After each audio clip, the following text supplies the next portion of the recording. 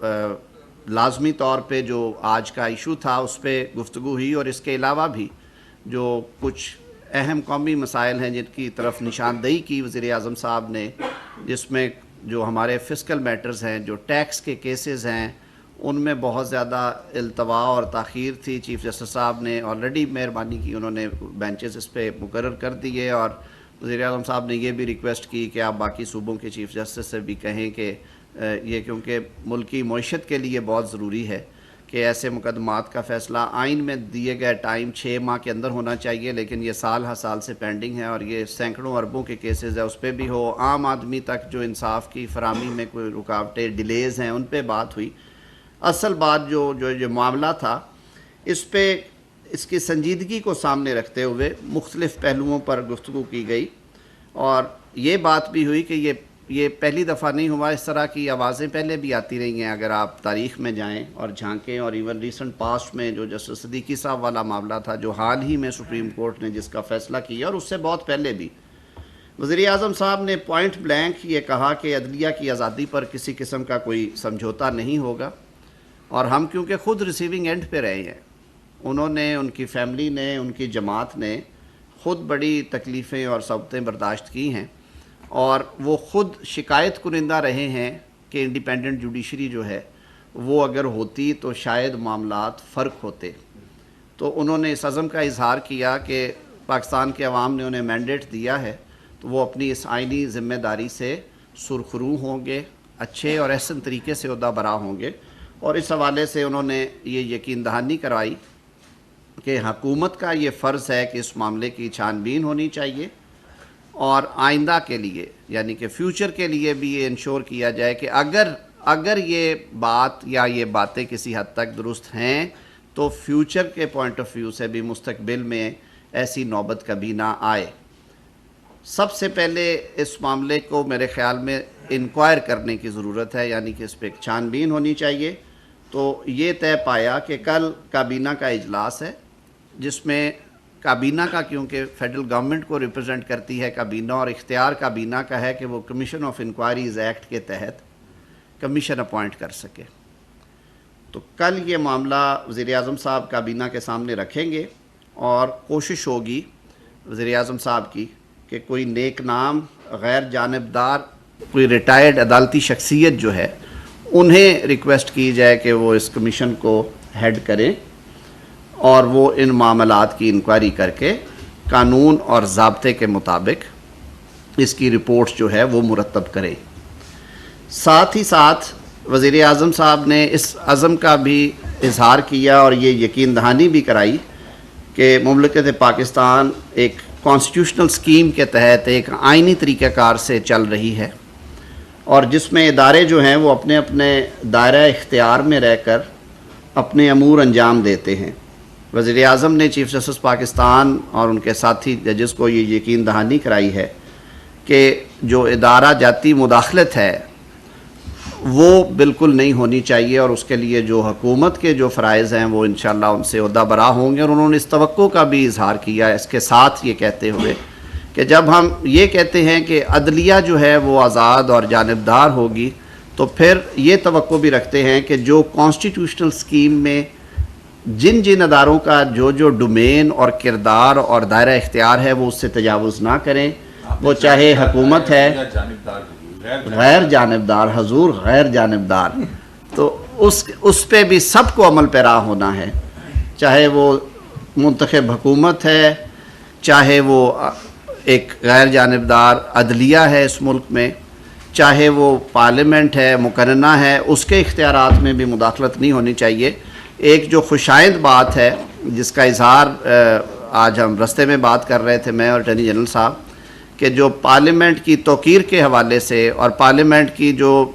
قانون سازی کے اختیارات کے حوالے سے ماضی قریب میں جو فیصلے سپریم کورٹ آف پاکستان سے آئے ہیں وہ بہت خوشائند ہیں، اور ہم سمجھتے ہیں کہ پاکستان میں ایک مضبوط جمہوری نظام کو ایک مضبوط بنیاد فراہم کرنے کے لیے یہ فیصلے بہت ضروری تھے، اور ان فیصلوں سے یقیناً ہمیں مستقبل میں اس کے اچھے ثمرات آئیں گے۔ تو یہ کچھ بنیادی چیزیں تھیں۔ میں پھر دہرائے دیتا ہوں کہ کل کابینہ کے اجلاس میں وزیر اعظم صاحب کی یہ خواہش ہے کہ وہ یہ معاملہ کابینہ میں رکھیں گے اور کمیشن آف انکوائریز ایکٹ کے تحت کسی نیک نام اور غیر جانبدار ریٹائرڈ عدالتی شخصیت کے نام پہ کنسنسس کرنے کے بعد کمیشن آف انکوائریز ایکٹ کے تحت ان کی نامزدگی کی جائے گی. اور کمیشن کے ٹی او آرز جو ہیں وہ بھی ظاہر ہے کابینہ کا اختیار ہے. وہ مشاورت سے میں اور اٹارنی جنرل صاحب کے ذمہ یہ لگا تھا کہ ہم اس پہ کچھ بنیادی کام کریں کہ ٹی او آرز میں نہ صرف یہ کہ جو اس چٹھی کے حوالے سے بلکہ جو کچھ ماضی کے معاملات ہیں ان پہ بھی جس حد تک قانون اجازت دیتا ہے یا جو کیبنٹ جس حد تک اس کو آتھورائز کرے گی وہ ٹی او آرز میں شامل ہوگا. میرے خیال میں جی ابھی یہ چیزیں کیونکہ ابھی اصولی فیصلہ ہوا ہے کہ کمیشن بنایا جائے اور اس پہ کل اوپن ڈسکشن ہوگی کابینہ کے اندر. ظاہر ہے ان کی انپٹ لی جائے گی جو اراکین ہیں کیبنٹ کے. لیکن میرے خیال میں وزیر اعظم صاحب کا جو ویژن تھا کہ یہ یک رکنی ہونا چاہیے تاکہ وہ بالکل کلیئرٹی کے ساتھ اس پہ کام کریں اور جن کے ذمہ بھی یہ ذمہ داری سونپی جائے وہ ایک مفصل رپورٹ جو بھی ٹی او آرز بنائے جائیں ٹرمز آف ریفرنس ہو ان کے مطابق مرتب کر سکیں. اور تو آپ نے پوچھے بغیر جو ہے وہ سینئر پیونی جج اور دیگر ججز کو نامینیٹ کر کے کمیشن بنا دیا تھا, تو وہ آپ کی غلطی تھی یا آپ نے اب کچھ عدالت کا ایسا موڈ دیکھا کہ ہاں اپنا وہ کچھ جج نہیں دے سکتے اس لیے آپ کمیشن پہ آئے؟ صدیقی صاحب کیونکہ اس وقت بہت زیادہ ناراضگی کا اظہار کیا گیا تھا, حالانکہ ہم نے تب بھی بہت نیک نام اور غیر جانبدار جج صاحب کو اس کا ہیڈ بنایا تھا اور اس کے ساتھ ہم نے صوبوں سے بھی ججز دیے تھے, تو سپریم کورٹ نے بار کیف اسے اچھے ٹیسٹ میں نہیں لیا. تو اسی لیے آج ہم نے جو فیصلہ کیا ہے وزیر اعظم صاحب نے, یہ اس گفتگو کا بھی حصہ تھا, انہوں نے کچھ عندیہ وہاں پہ بھی دیا ہے اس میٹنگ کے دوران بھی کہ ہم کچھ سینئر موسٹ جو ہمارے ریٹائرڈ ججز ہیں جن میں پاکستان کے سابق چیف جسٹس صاحبان بھی ہیں یا کم از کم سپریم کورٹ کے ریٹائرڈ ججز, ان کے ناموں پہ کچھ غور و خوض کرنے کے بعد ان میں سے ایک یا دو نام ہوں گے جن سے پھر ریکویسٹ کی جائے گی کہ وہ اس کمیشن کو ہیڈ کریں. جی بالکل ان کا نام بھی زیر بحث تھا, باقی نام بھی ہیں جی بہت سارے, لیکن ابھی کیونکہ دیکھیں وقت سے پہلے نام لینا اس لیے مناسب نہیں ہے کہ یہ اختیار قانون جو ہے وہ پاکستان کی وفاقی کابینہ کو دیتا ہے. تو وزیر اعظم صاحب خود, یہ صالح صاحب میں آ رہا ہوں آپ کی طرف, تو وزیر اعظم صاحب نے کہا کہ میں کل کابینہ کے اجلاس میں اس پہ ہم کریں گے غور و خوض اور اگلے 2-4 روز میں انشاءاللہ العزیز یہ فیصلہ کر کے اس کو نوٹیفائی کر دیا جائے گا. صالح ظفر صاحب جی. طاہر صاحب یہ بتائیے کہ آپ نے یہ جو لیٹر ہے یہ پڑھا ہے, ٹھیک ہے جی, آپ بڑے کانسٹیٹیوشن ایکسپرٹ ہیں, میں آپ کی اوپینین جاننا چاہتا ہوں کیا یہ لیٹر جو ہے یہ مس کنڈکٹ آف دا ججز جو ہیں یا جج ہے اس کو کانسٹیٹیوٹ نہیں کرتا؟ آپ کی اوپینین کیا ہے ایک, اور دوسرا کہ یہ جو کمیشن کے بارے میں آپ نے فرمایا ہے کیا چیف جسٹس نے اس سے ایگری کیا ہے؟ جی دوسرے سوال کا جواب, جی بالکل یہ چیف جسٹس صاحب نے اس پہ ایگری کیا ہے, بلکہ یوں سمجھیے کہ ساری جو آج کی گفتگو تھی اس کا نچوڑ یہ تھا کہ ملک میں ایک قانون موجود ہے اور ایک نظام موجود ہے. اس طرح کے معاملات کی جو چھان بین یا تحقیق ہے وہ قانون کے تحت وفاقی حکومت کراتی ہے, اور ہم اپریشیٹ کرتے ہیں کہ چیف جسٹس صاحب نے اس معاملے کو سب سے پہلے فل کورٹ میں رکھا. فل کورٹ میں جو ان کی مشاورت ہوئی اس کا بھی شاید نتیجہ یہی تھا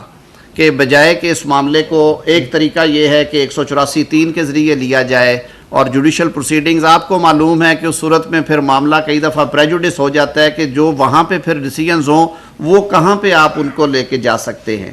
تو زیادہ بہتر یہی حل تھا, ہمارے ذہن میں بھی یہ تھا اور وہاں سے بھی اس تجویز کو بڑی خوش دلی سے قبول کیا گیا کہ آپ اس پہ کمیشن آف انکوائریز بنائیں, اور یہی قانون کی منشا ہے, یہی ماضی میں بھی کوشش کی گئی ہو. صالح صاحب دوسری بات آپ نے کہی کہ آیا یہ مس کنڈکٹ ہے کہ نہیں, میں آج کے اس پریس کانفرنس میں بطور حکومتی نمائندے کے بیٹھا ہوں اور وزیر قانون کے طور پہ میں اجتناب کروں گا اس سوال کا جواب دینے سے. میری ذاتی رائے ہو سکتی ہے لیکن میں آج اس سے اجتناب کروں گا. میرے خیال میں اس سوال کا جواب بھی میرے خیال میں کمیشن سے ہی آنا چاہیے. جی ناصر صاحب کے بعد میں آ رہا ہوں آپ کی طرف. جی آپ نے سر پہلا پوچھ لیا. جی ناصر صاحب. جو لیٹر لکھا گیا, ڈونٹ یو تھنک کہ یہ ہائی کورٹ ڈسفنکشنل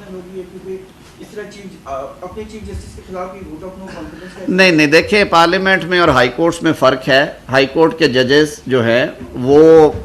ایک بڑا سیکرڈ فنکشن ہے جو وہ ڈسچارج کرتے ہیں. ہم سیاستدان بھی بڑا مقدس فریضے انجام دیتے ہیں لیکن ہر کسی کے اپنی اپنی ڈیوٹیز ہیں. ہائی کورٹ کوئی